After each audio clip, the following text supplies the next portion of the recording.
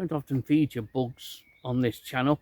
It's not that I don't like bugs, I absolutely love bugs. It's just that they're often very difficult to get any decent footage of, and I don't like to just chuck photos in. But I've managed to get some footage today of several species of shieldbug, several species of which have done particularly well in 2024. But two species have done remarkably well, and they're here at Clipsnell Quarter in big numbers.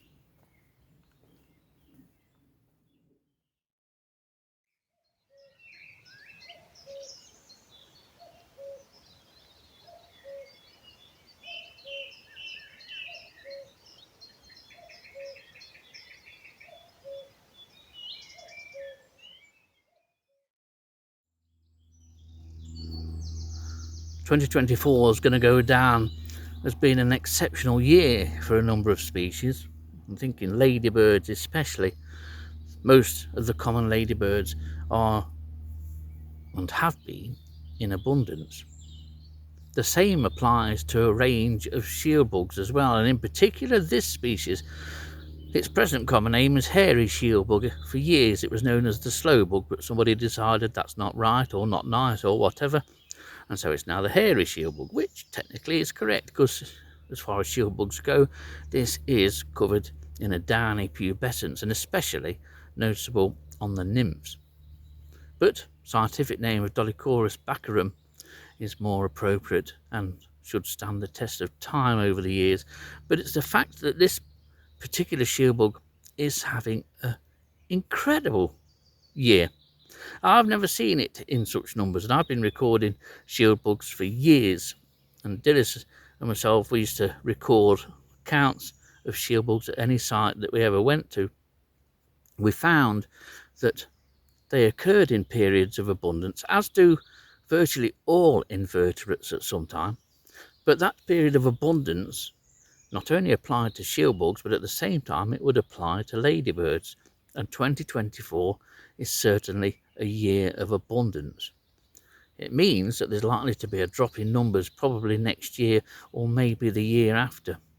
But this, as you can see, is a very attractive shieldbug, beautifully marked. Some, especially when they're young and they've just molted into adult stage, are quite dark purple, darker than this one. But you can see how attractive they are.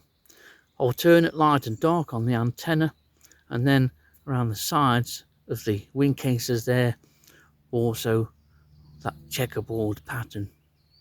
But a very common and widespread shieldbug of low vegetation. It will sometimes turn up in gardens. I've had it in my garden, but woodland rides where there's a good coverage of vegetation, especially umbellifers, but they will occur in numbers on the flower heads and seed heads of plants like thistles and burdock.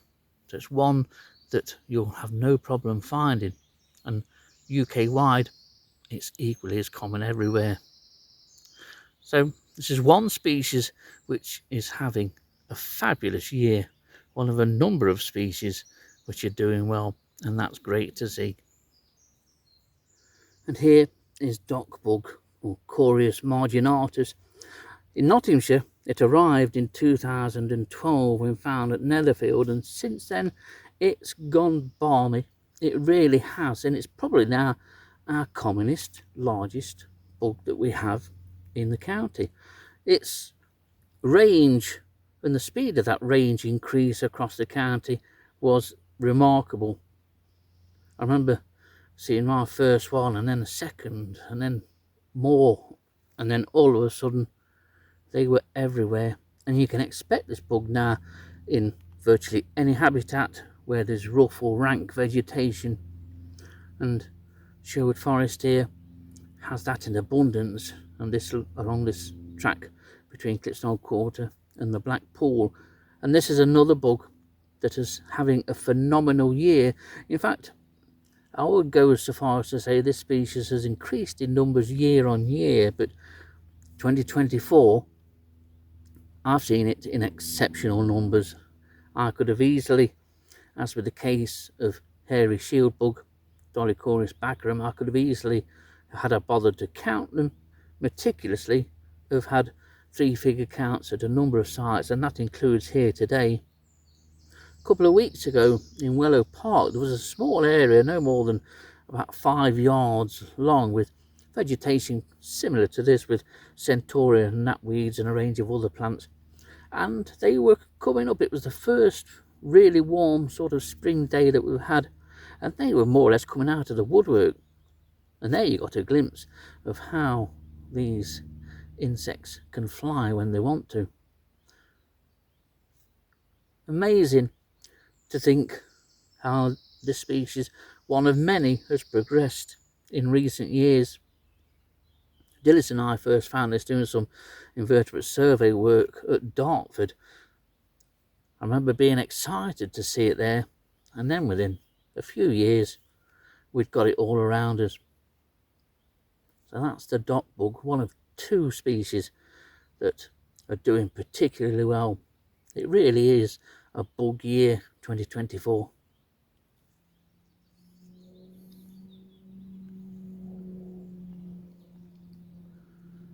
And here's another bug, another shieldbug, which is having a decent year.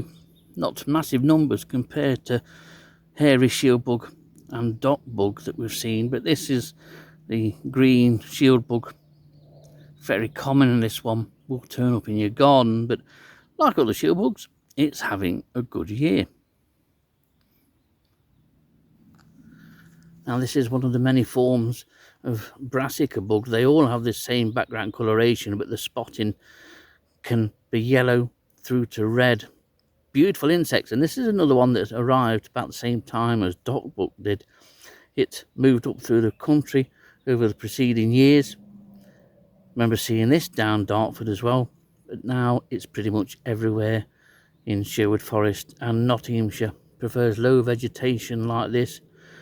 Now this species had a fabulous year last year. There were huge numbers of this bug in Sherwood Forest area last spring, I remember, but I never got any footage to document it at the time. This one's going to fly, I think, by the looks of this, so we may see takeoff. They still never look as though they could ever fly, these things, like beetles. But brassica bug, now very common. Often you'll get this on stands of garlic mustard, and obviously any plant that is a member of the brassica family is favoured by this quite beautiful bug. It's great to see this arrive in Nottingham a decade or so ago. It was one that Dillis and I had always looked out for years, and then all of a sudden it popped up, and within a couple of years it's everywhere. Quite amazing how insects move through the UK, move north when conditions suddenly become more suitable to them or to their liking, and they go from being not recorded in a county to being very common within the space of a year or 2. Quite amazing. Off he goes. And here's another shieldbug which is doing great guns at the moment. It arrived in Nottinghamshire around about 10 years ago, coincided with at the same time with the arrival of brassica bug. But this is tortoise bug. It's quite a large and robust species. If you've seen green shieldbug, then you'll know roughly the size of this species. It's slightly smaller than female green shieldbugs, and it's certainly a chunky thing. There's a beautiful red form to this one. This is the plainer brown, olive brown form. The red form is quite beautiful. This is another bug similar to brassica bug in that it had a bumper year last year in 2023, and it was pretty much everywhere along woodland rides, anywhere where there was long coarse grasses, and that's typically where you'll find this species. It's a very exciting time for studying Hemiptera. There's a wide range of species that are moving north through the country. Species of bugs in the last few years or so have arrived in the London or the southeast of the country and have rapidly spread north. Very exciting time to get into insects in general, really, if you ask me. And this is a corker of a species. Now here's a more diminutive shieldbug that's fairly common where it occurs and can indeed turn up in good numbers. And this is Isochorus venustissimus, often referred to as the woundwort shieldbug, and it's on woundwort that this is often found. So it is quite small, about 7 millimeters from the front of the head to the rear end, but a beautifully marked little shieldbug.